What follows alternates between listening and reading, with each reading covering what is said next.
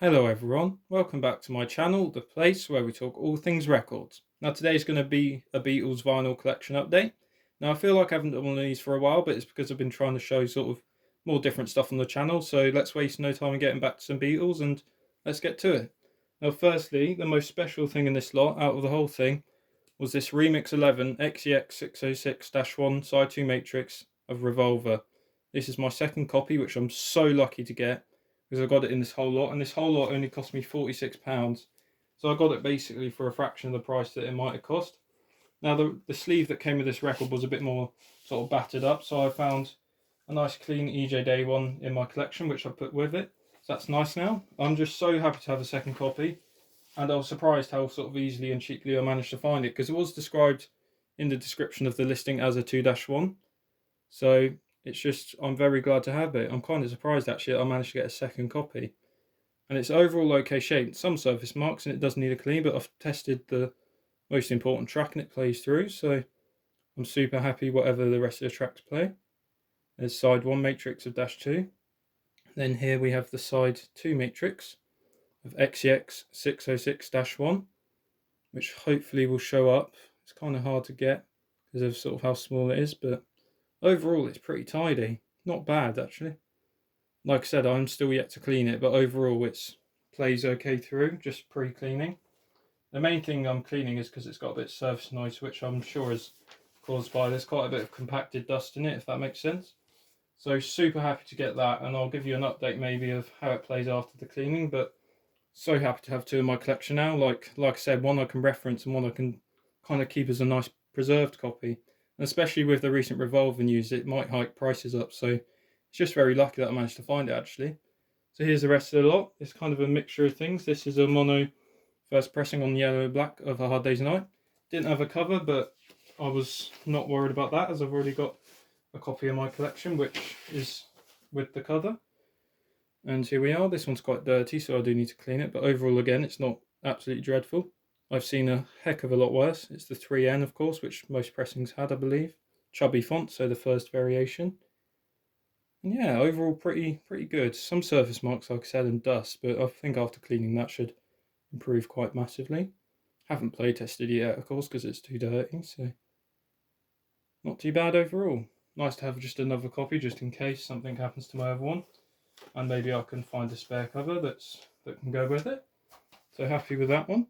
Now this one was quite cool actually as well, because I do already have a copy of this album, but this is the blue pressing on the blue vinyl. Now, I thought these were worth a bit more, but I haven't really sort of been able to find that many listings on eBay, but it was still cool just to get in the lot. I'll show you just one disc, because the other one's basically identical, of course, just with the different track listings. So it did come with the nice original blue in the sleeves, with the rounded corners.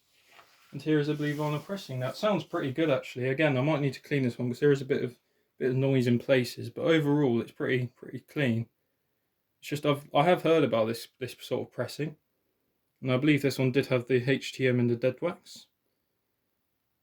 And it's all the matrix numbers and that, which I can read. One of this is like slightly later, so it's like -5 and that sort of thing. One of the discs I believe had the HTM. I could be wrong, so I might need to double check that. But overall, as you can see, it's lovely and glossy. As is the sleeve, is pretty good condition. Just a bit of wear on the spine, I think. But other than that, it's pretty tidy.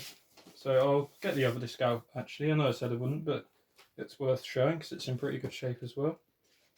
And it's got to be in the sleeve as well. In the sleeve there. And they're pretty tidy as well, just normal sort of disc impressions and that sort of thing. Here's the other one. This one's got a bit more dust on it, but overall it's pretty tidy. This is the one with HTM. I knew there was one that had it, but pretty clean. No major sort of scratches or anything. Hopefully you can see there. I'll try and get a label up close. So it is a later issue because it's not these came out in the early 70s, but the HTM denotes it's slightly later.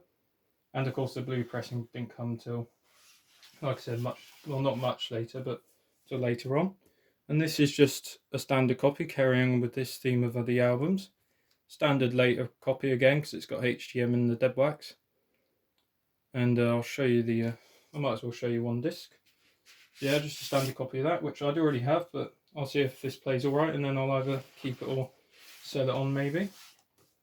Hopefully, again, this one's pretty good shape as well. And none of these are like awful shape. The most worn I'd say is probably that Hard Day's Night, but none of them are unplayable as such.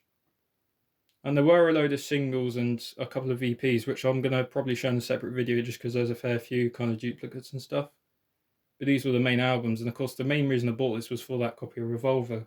Because like I said, it was stated in the description and everything, so it's just weird that it suddenly kind of went so low, because it does actually play alright, and maybe it was because they didn't fully describe it in the sort of description maybe, but also I mean they didn't describe the playing condition in the description, because the description, like I said, did state the matrices, so it just goes to show that not all the time will the price skyrocket. So hopefully you've enjoyed seeing those finds. I've got loads more videos on the way with T-Rex and some other things I've found, so definitely stay tuned, and thank you for watching.